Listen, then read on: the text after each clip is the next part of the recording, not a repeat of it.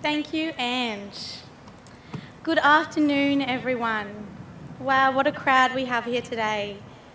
I want to thank, firstly, each and every one of you personally for coming out here today and making a stand on this issue. I know it is hard and it takes great courage, and so I thank you very much. It encourages me. And thank you, Ange, for the introduction. You seem to know me very well. I'm 25, born and raised here on Brisbane's north side, the fourth of 6 children of amazing, faithful, committed and loving parents, Pam and Michael. Truly, it is them that have sowed the seed in me to stand up for the protection of life. They have inspired me and encouraged me. I grew up in a household where the family unit was honoured, life was celebrated, and the hard issues were discussed and debated. It is no wonder why I am passionately pro-family and pro-life. As I have grown older, studied at university, and entered the workforce, I've come to realise that these two areas, family and life, are the most under attack by our society. That is culturally, economically, and politically. We can no longer take their protection for granted. We must fight for it. As a 25-year-old, I have come to acknowledge 2 great things in my life. I am a woman and I'm alive. These 2 give me a reason to make a change, the change that only I can make. I grew up in a supportive, loving home where being a woman was celebrated. I had great role models in my mother and sisters, and my father taught us that we are loved unconditionally and worthy of that love.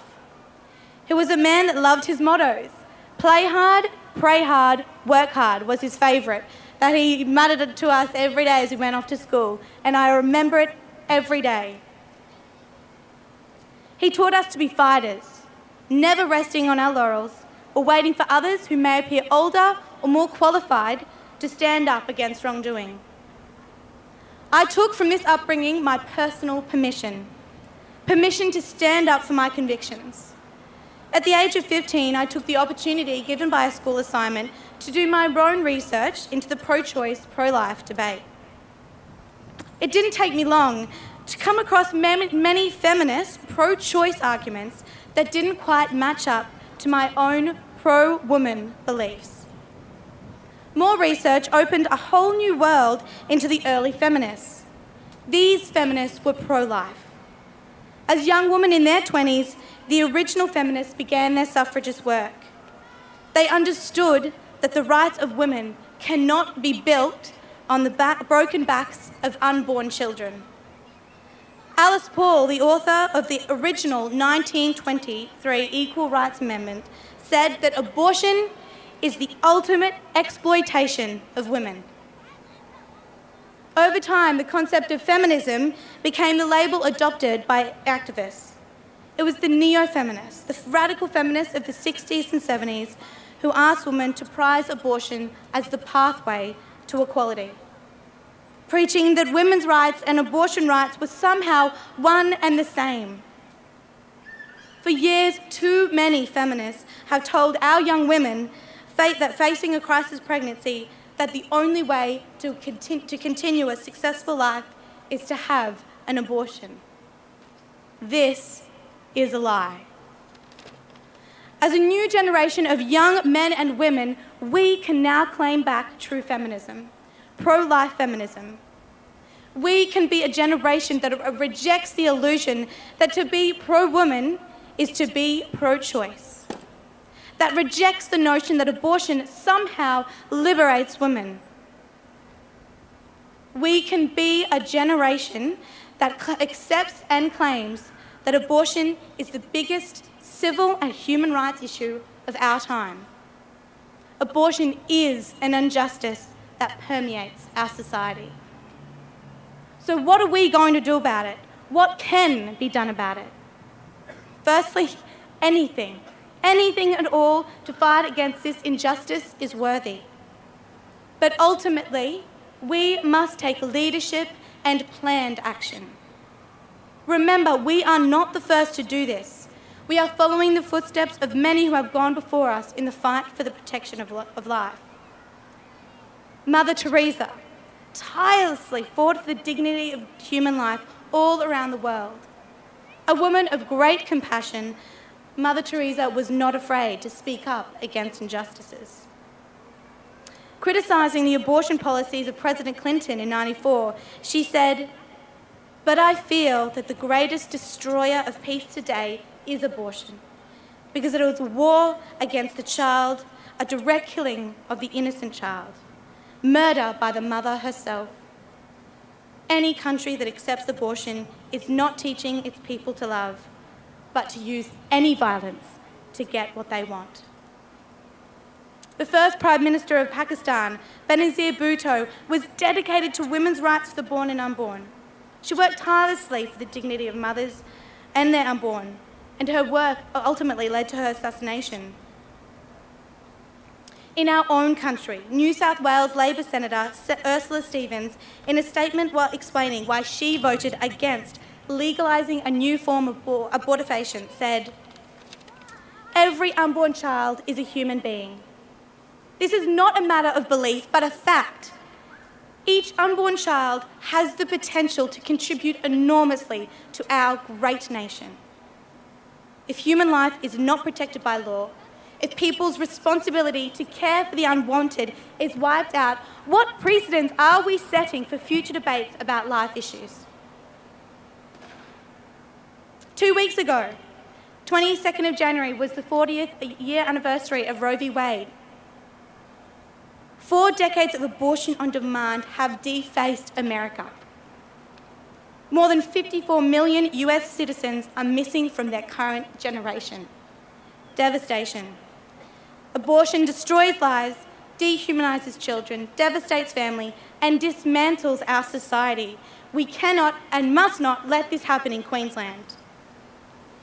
As has already been quoted, Edmund Burke, "All that is necessary for the triumph of evil is that good do nothing." So we must do something. If there is one man that inspires us into action, it is none other than William Wilberforce. In his early 20s, Wilberforce wrote in his diary, "God Almighty has set before me 2 great objects: the suppression of the slave trade and the reformation of society." And for the rest of his life, Wilberforce dedicated his life as a member of the British Parliament to opposing the slave trade and working for the abolition of slavery across the British Empire, which eventually happened 30 years down the track. Before any major political campaign had begun, the majority of British fully accepted and condoned slavery. Only a few were against it, and even fewer had the courage to stand up. So, we've heard it all. We've heard the research, we've heard the facts. We know we must do something. So what do we do? What action can each of you, especially the young people, leave here today and do? First and foremost, to get involved with all these great organisations that are already established and here today. Get involved, go up, have a chat, see what you can do, see where your gifts and talents can lie and what can be done with them. We must create public awareness. Australia will not reject abortion until Australia sees abortion. Most people are happy to live in a world where discussion of abortion only occurs in churches and political speeches. We know that unborn children are being killed every day. We know that the majority of abortions are performed on women between the ages of 20 and 24. With this comes an obligation to do something about it. We must make it known this is happening. Scare tactics do not work. We do have to expose people to the reality of abortion, but there are a variety of ways of doing this, and it must be based on compassion. With statistics saying that most abortions happen in the early 20s, what better place for public awareness than at universities? There are many ways to do this. All of you uni students, gather together. Start a student branch of these organisations that are already started. Get educated. Join women's rights and political societies on campus. Most importantly, do not be afraid and do not apologise for your convictions. It will be hard, but think courageously. We must also become politically active. The federal election has now been called. We have 8 months. 8 months to campaign to get as many pro-life candidates elected in their seats in September as we can. Find out the federal candidate in your area who are pro-life, contact them and volunteer on their campaign. They will have a busy 8 months, so they do need help. We have the power to make a difference for Australia in this next election. As young people, we have a unique position, but only for a limited time. Your youth is an asset. Young people can make a big political impact. Political leaders want and need your votes, so they will have time for you. Prepare, get educated, and visit your local politicians to discuss abortion. We have our youth on our side, but only for a certain amount of time, so use it wisely and while you can. You may be discouraged, but be brave and change will come. By building and spreading a culture of life in our society and educating our peers on pro-life and chastity messages, we can end abortion at the root cause. Abortion is a complex issue in our society, but action needs to happen. And it needs to happen today, starting with us. To quote William Wilberforce, "We are too young to realise that certain things are impossible, so we will do them anyway." You can do more than you think. You are called to do more than you think, and you are needed to do more than you think. Thank you.